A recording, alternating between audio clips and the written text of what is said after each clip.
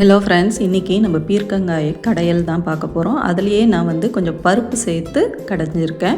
நம்ம வெறுமனே வெங்காயம் தக்காளி பூண்டு போட்டு கடையாமல் இந்த மாதிரி பருப்பு சேர்த்து கடைஞ்சி பாருங்கள், டேஸ்ட்டு சூப்பராக இருக்கும். வாங்க எப்படி செய்கிறதுன்றதை வீடியோக்குள்ளே போய் பார்க்கலாம்.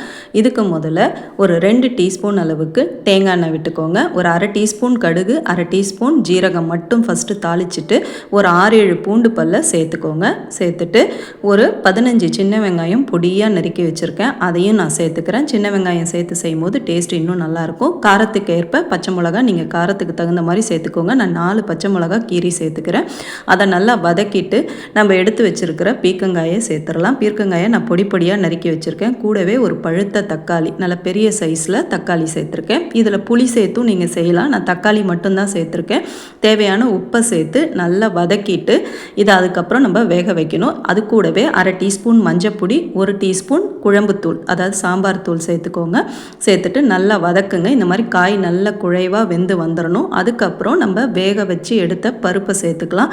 ஒரு 1/4 கப் அளவுக்கு துவரம்பருப்பை வேக வச்சு எடுத்திருக்கேன். அதை இது தண்ணியோட இதில் நான் சேர்த்துக்கிறேன். இதை நல்லா மூடி போட்டு வேக வச்சுருங்க. நல்லா இந்த மாதிரி காய், பருப்பு, வெங்காயம், தக்காளி எல்லாமே நல்லா வெந்து வந்ததுக்கப்புறம் நம்ம மத்தை பயன்படுத்தி அப்படியே சூட்டோடே கடைஞ்சி விடுங்க. நல்லா இந்த மாதிரி கடைஞ்சி விட்டிங்கன்னா நல்லா குழைவாக கடைஞ்சி நல்லா வந்துடும். அது இப்போ பார்த்தீங்கன்னா நல்லா குழைவாக நம்ம கடைஞ்சி விட்டுறலாம். அவ்வளோதான். இப்போ இதுக்கு ஒரு தாளிப்பை ரெடி பண்ணிவிட்டு சுட சுட சாதத்தில் போட்டு சாப்பிடும்போது அவ்வளோ டேஸ்ட்டாக இருக்கும். இப்போ இதுக்கு ஒரு தாளிப்பு ரெடி பண்ணிடலாம்.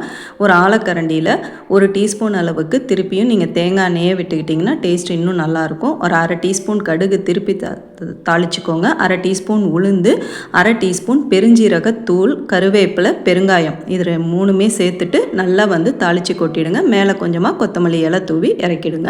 அவ்வளோதான். செஞ்சு பார்த்துட்டு எப்படி வந்ததுன்னு சொல்லுங்கள். தேங்க்யூ.